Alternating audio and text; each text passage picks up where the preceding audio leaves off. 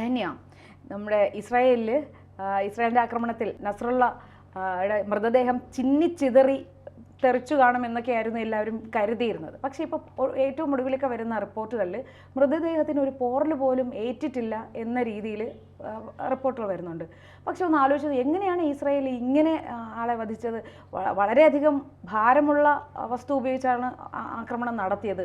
ശരിക്കും ആ ഒരു ആക്രമണത്തിൽ എങ്ങനെ ഈ ശരീരത്തിന് കേടുവരാതിരിക്കുന്നത് എന്നൊരു ആശങ്ക നമുക്കുണ്ട്. ഇസ്രായേൽ ശരിക്കും ഒരു സംഭവം തന്നെയാണ്. നസ്രുള്ള മാത്രമല്ല, പല നേതാക്കളും ഇതിനോടകം തീർന്നു, ഹസ്ബുള്ള അവസാനത്തിലേക്ക് കടക്കുകയാണ് എന്നൊക്കെയാണ് പറയുന്നത്. നമുക്ക് ശരിക്കും ഇനി അവിടെ സമാധാനം പുലരുമെന്ന് പ്രതീക്ഷിക്കാമോ? അതേ ഇനി ഏതെങ്കിലും സ്വയം പ്രഖ്യാപിത നേതാക്കന്മാർ വരുമോ എന്നൊക്കെ ലോകം ഉറ്റുനോക്കിക്കൊണ്ടിരിക്കുകയാണ് ഇപ്പോൾ. തീർച്ചയായിട്ടും ചേച്ചി, ഇസ്രായേൽ എങ്ങനെയാണ് ഈ മൃതദേഹത്തിന് ഒരു പോറൽ പോലെ നസറുള്ളയെ ആക്രമിച്ചപ്പോൾ നമ്മൾ തന്നെ കണ്ടത് ബസ്റ്റർ ബോംബ്, അത് ഭൂഗർഭ അറകളിൽ മാത്രം ചെന്ന് അത് ഒരു മിനിറ്റ് അവിടെ നിന്നിട്ടാണ് പൊട്ടിത്തെറിക്കുന്നത്. അതെ, മൊത്തം തീർത്തില്ലാതെ ആക്കും, തീ പന്തം പോലെ ആക്കും. അതിൽ നിന്ന് നസ്രുള്ളയെ മാത്രം എങ്ങനെ ഈ ഒരു പോറൽ പോലും ഏൽക്കാതെ കിട്ടിയെന്നുള്ളത് എനിക്ക് വളരെ അതിശയകരമായി തോന്നുന്നു. കാരണം ബോഡി തിരിച്ചറിഞ്ഞില്ലെങ്കിൽ നാളെ നസ്രുള്ള മരിച്ചിട്ടില്ല എന്ന് ഇവർ വീണ്ടും പറയും.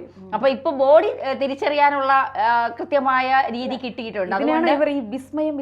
അതെ, തീർച്ചയായിട്ടും ഇതിനെയാണ് ഇവർ ഈ വിസ്മയിപ്പിക്കുന്ന, ത്രസിപ്പിക്കുന്ന തന്ത്രപരമായ ബുദ്ധി എന്നൊക്കെ കഴിഞ്ഞ കുറച്ച് ദിവസങ്ങളായി ഇങ്ങനെ മാധ്യമങ്ങളൊക്കെ പൊഴുത്തിക്കൊണ്ടിരിക്കുകയാണ് ഇസ്രായേലിനെ. അപ്പോൾ ഇസ്രായേലിന്റെ തന്ത്രം അത് വിജയിച്ചു എന്നുള്ളതാണ്. മാത്രമല്ല നസ്രുള്ളയെ തകർത്ത ഗർത്തം, അതിൻ്റെയൊക്കെ ചിത്രങ്ങൾ ഇപ്പോൾ പുറത്തു വന്നിട്ടുണ്ട്. അപ്പോൾ എങ്ങനെ ഈ ഓരോ കെട്ടിടത്തിൻ്റെയും അടിയിലാണ് ഇവർ ഈ ബങ്കറുകൾ തീർത്ത് അതിൻ്റെ അടിയിൽ ഒളിച്ചിരിക്കുന്നത്.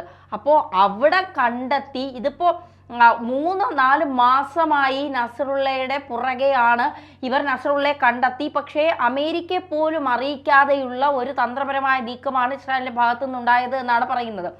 അപ്പോൾ തീർച്ചയായിട്ടും ഈ ലെബനൻ മാധ്യമങ്ങളാണ് ഈ ചിത്രം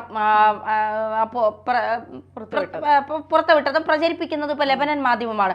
വെള്ളിയാഴ്ചയാണ് ഇതിൻ്റെ അകത്തുനിന്ന് മൃതദേഹം നീക്കം ചെയ്തതായി പറയുന്നത്. 80-ലധികം ഇസ്രായേൽ ആക്രമണത്തിൽ നിന്ന് രക്ഷപ്പെട്ട 80-ലധികം പേരെ ഇതിൽ വധിച്ചു എന്നാണ് പറയുന്നത്. അത്രത്തോളം ആളുകൾ ഇതിൻ്റെ അകത്ത്. എനിക്കൊന്നു നസ്രുള്ളയുടെ മകൾ മരിച്ചതായി ഇടയ്ക്ക് വാർത്തകൾ വന്നത്. സ്ഥിരീകരിച്ചോ ഇല്ലേ എന്നുള്ളത് കൃത്യമായി അറിയില്ല. ദഹിയ എന്നറിയപ്പെടുന്ന ഹിസ്ബുള്ളയുടെ ശക്തി കേന്ദ്രമായ ബെയ്റൂട്ടിലെ പ്രാന്തപ്രദേശത്തുള്ള പ്രധാന ആസ്ഥാനത്താണ് ഇസ്രായേൽ വ്യോമസേനയുടെ വിമാനങ്ങൾ പതിച്ച ഡസൻ കണക്കിന് ബങ്കർ തകർക്കുന്ന ബോംബുകൾ ലക്ഷ്യമിട്ടത്. അപ്പോൾ ഒളിച്ചിരുന്നിടത്ത് നിന്ന് അവിടുത്തെ ജനങ്ങളെയൊക്കെ മാറ്റിയിട്ട് നിങ്ങളൊക്കെ അറബ് ഭാഷയിലാണ് പറഞ്ഞത് അവരോട്. ഒരു ഇസ്രായേൽ പൗരനെ വിളിച്ചിട്ട് അറബ് ഭാഷയിൽ അവരോട് സംസാരിക്കാൻ പറഞ്ഞു, ലെബനിലെ ജനങ്ങളോട്. അവർ അറബ് ഭാഷയിൽ സംസാരിച്ചു. എന്നിട്ട് അവരെയൊക്കെ അവിടെ നിന്ന് മാറ്റിയതിന് ശേഷമാണ് നെതന്യാഹു UN അസംബ്ലിയിൽ പോയ സമയത്ത് ഇവര് വിചാരിച്ചു എല്ലാം ശാന്തം, നെതന്യാഹു രാജ്യത്ത് ഇല്ലാത്തത് കൊണ്ട് ഇനി ഒരു ആക്രമണം. അപ്പം മറ്റേ കൂറികളെയൊക്കെ വെച്ച് ആഘോഷിച്ച് അങ്ങ് തിമിർത്ത് എല്ലാം ഉപയോഗിച്ചുകൊണ്ട് അങ്ങ് തിമിർത്തിരുന്ന സമയത്താണ് ഇവിടെ നിന്ന് പോകുന്നത്. ഞങ്ങൾ കൃത്യമായി മൊസാദിന്റെ തല എന്നാണ് പറയുന്നത്. മൊസാദ് ഒരു 3-4 മാസമായി ഇവരുടെ നിരീക്ഷിച്ചു കൊണ്ടിരിക്കുകയാണ്. അവസാനം അത് കണ്ടെത്തി എന്നാണ് പറയുന്നത്. അപ്പോൾ ഇതൊരു അപാര തലതയും തന്ത്രവുമാണെന്ന് പറയാതിരിക്കാൻ കഴിയില്ല. അപ്പോൾ കണ്ടെത്തി ഉടൻ തന്നെ മിസൈല് ഡു ഇറ്റ്, ഇത് മാത്രമാണ് നെതന്യാഹു പറഞ്ഞത്. അത് കഴിഞ്ഞിട്ട് പിന്നെ ചാറ പൊട്ടലും ബഹളവും. പിന്നെ അറിയുന്നത് ആദ്യമൊന്ന് സ്ഥിരീകരിക്കാൻ വളരെ ബുദ്ധിമുട്ടായിരുന്നു ഹിസ്ബുള്ളയ്ക്ക്. തലവൻ തന്നെ മരിച്ചു എന്ന് പറയാം. കാരണം 3 പതിറ്റാണ്ടുകളായി ഭീകരവാദത്തിന്റെ വിത്ത് ലോകം മുഴുവൻ ഇങ്ങനെ വിതറിക്കൊണ്ടിരിക്കുന്ന ഒരാൾ പെട്ടെന്ന് ഇല്ലാതായി എന്ന് പറയുമ്പോൾ നാഥനില്ല കളരി പോലെ ആവും.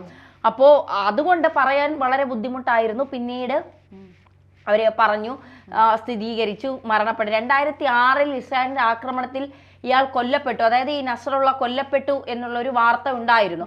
പിന്നീട് അത് തെറ്റാണ് എന്ന് പുറത്തു വരികയും ചെയ്തു. അതുകൊണ്ടായിരിക്കണം ഇപ്പോൾ ഈ ബംഗറുകൾക്ക് അങ്ങനെ എന്തെങ്കിലും ശക്തിയുണ്ട്? ഇന്ന ആളിനെ പൂർണ്ണമായും കൊന്നാ മതി, ശരീരം അതുപോലെ വെച്ചിരുന്നാൽ മതി എന്നൊക്കെ പറഞ്ഞ് അറിയില്ല. ഇനി അത്ര ഇസ്രായേൽ ആയതുകൊണ്ട് ഏത് രീതിയിൽ അവർ തന്ത്രങ്ങൾ, മിസൈലുകൾ ഉണ്ടാക്കുമെന്നൊന്നും നമുക്ക് അറിയില്ല. പ്രോഗ്രാം ചെയ്ത് വിട്ടതാണ്. നശിപ്പിക്കരുത്, സേഫ് ആയിട്ട് തെളിവ് വേണം എന്ന് പറഞ്ഞിട്ട് പല ഇതിലെ ഹസൻ നസ്രുള്ളയെ കൂടാതെ അലി കർക്കി, നബീൽ കൗക്ക്, മുഹമ്മദ് അലി ഇസ്മയിൽ, ഇബ്രാഹിം മുഹമ്മദ് ഖബീസി, ഇബ്രാഹിം ഖുബൈസി, ഇബ്രാഹിം അഖിൽ, അഹമ്മദ് ബഹ്ബി, ഫുആദ് ശുക്ർ, മുഹമ്മദ് നസർ, താലിബ് അബ്ദുള്ള തുടങ്ങിയവർ ഈ ആക്രമണത്തിൽ കൊല്ലപ്പെട്ടതായിട്ട് ഇസ്രായേൽ പറയുന്നു. ഈ അലി ഖക്കി എന്ന് പറയുന്നത് ഭീകര സംഘത്തിന്റെ തെക്കൻ ഫ്രണ്ട് കമാൻഡറാണ്. അയാളും ഇയാളെ പോലെ ഈ നസ്രുള്ളയെ പോലെ വലിയൊരു നേതാവ് തന്നെയാണ്. അപ്പൊ നേതാക്കന്മാരെ എല്ലാം തീർത്തു. ഇപ്പോ നസ്രുള്ളയുടെ പിൻഗാമിയൊക്കെ പ്രഖ്യാപിച്ചുകൊണ്ട് ഇവർ മുന്നോട്ട് വരുന്നുണ്ട്.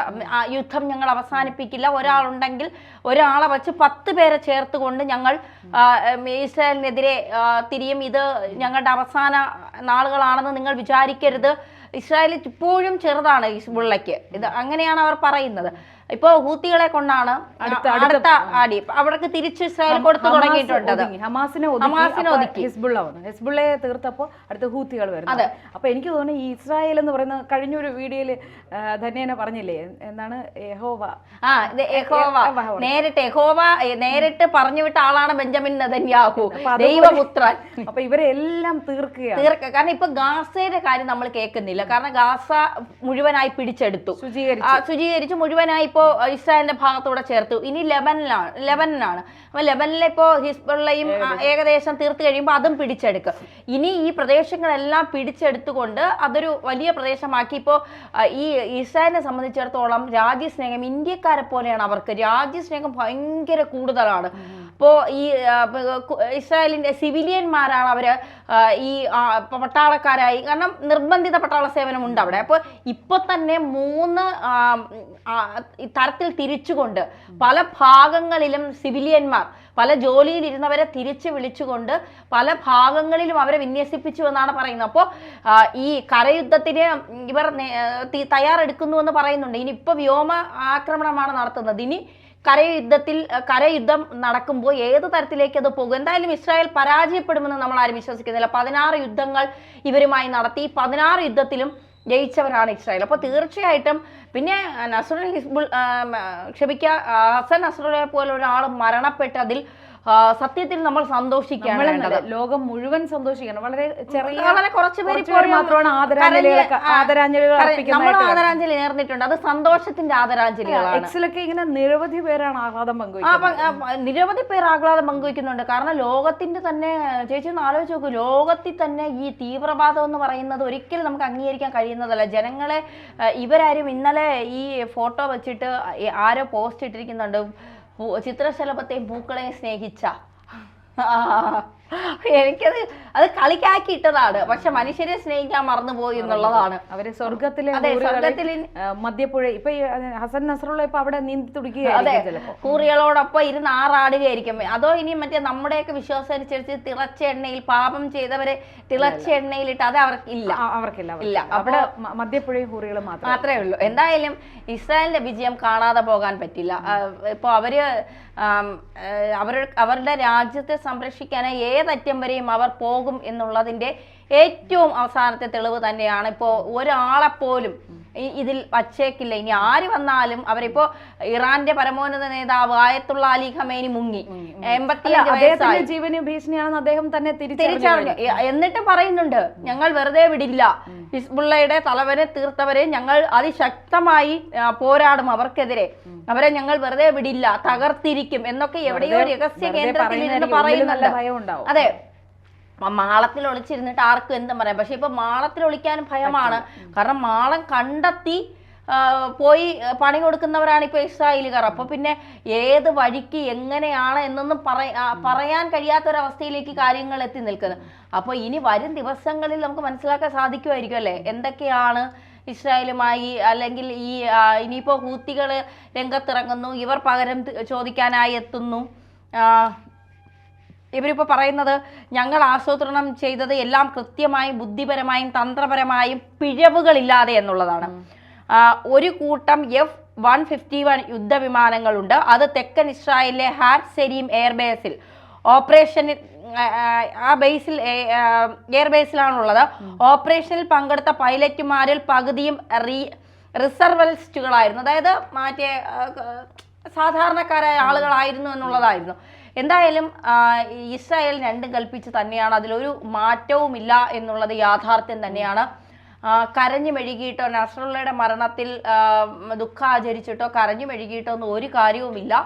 അത് കൃത്യമായി നടപ്പിലാക്കാൻ ഇസ്രായേൽ തന്ത്രങ്ങൾ മെനഞ്ഞത് ഇറാനെ ഇനി വർഷങ്ങളെടുത്താലും ചിന്തിച്ചാൽ മനസ്സിലാകാത്ത രീതിയിൽ ഈ നേതാക്കന്മാരെ തിരഞ്ഞു പിടിച്ച് കൊല്ലുന്നതിന്റെ ഒരു ഗുണം പറഞ്ഞു തരാം. ചിലപ്പോൾ ഈ അണികൾക്ക് ഇനി മാറി ചിന്തിക്കാൻ ഒരു അവസരം കൂടെയാണ്. ഇപ്പൊ ഈ അണികളെ എല്ലാം കൊന്ന് നേതാവിൽ എത്തുമ്പോൾ അവർ ബാക്കി ഉണ്ടാവും. അതെ, അപ്പൊ ഈ അണികൾക്കൊരു തിരിച്ചു ചിന്ത ഉണ്ടായി അവർ നല്ല പാതയിലേക്ക് വരുമെങ്കിൽ അത് നല്ലതായിരുന്നു. അങ്ങനെ ഒരു പ്രതീക്ഷയുണ്ടോ തന്നെ ഇവർ അങ്ങനെ തിരിച്ചു ചിന്തിക്കുന്നവരാണ് എന്ന്? അങ്ങനെയൊക്കെ ഉണ്ടാവും, തീവ്രവാദികളല്ലേ, എനിക്ക് തോന്നുന്നില്ല അങ്ങനെയൊക്കെ ഉണ്ടാവും എന്നുള്ളത്. പിന്നെ മനുഷ്യനാണ്, മനസ്സുകളാണ്, മരണത്തെ ഭയമില്ലാത്തവരായ ആരുമില്ല. പിന്നെ കൺമുന്നിൽ ഇത്രയും മരണവും അല്ല, തലവനെ തന്നെ ഇല്ലാതാക്കി എന്ന് പറയുമ്പോൾ ഞങ്ങൾക്കൊക്കെ എന്ത് സുരക്ഷ എന്നുള്ളത് ചിന്തിച്ച് ചിലപ്പോൾ മനം മടുത്ത് ഇനി മറ്റേ എവിടെയെങ്കിലും പോയി തീവ്രവാദം നടത്താമെന്നും പറഞ്ഞിട്ട് അവിടെ നിന്ന് പലായനം ചെയ്ത് പോകുക എന്നല്ലാതെ ഇവരൊക്കെ നന്നാവുമെന്ന് ഞാൻ പ്രതീക്ഷിക്കുന്നില്ല.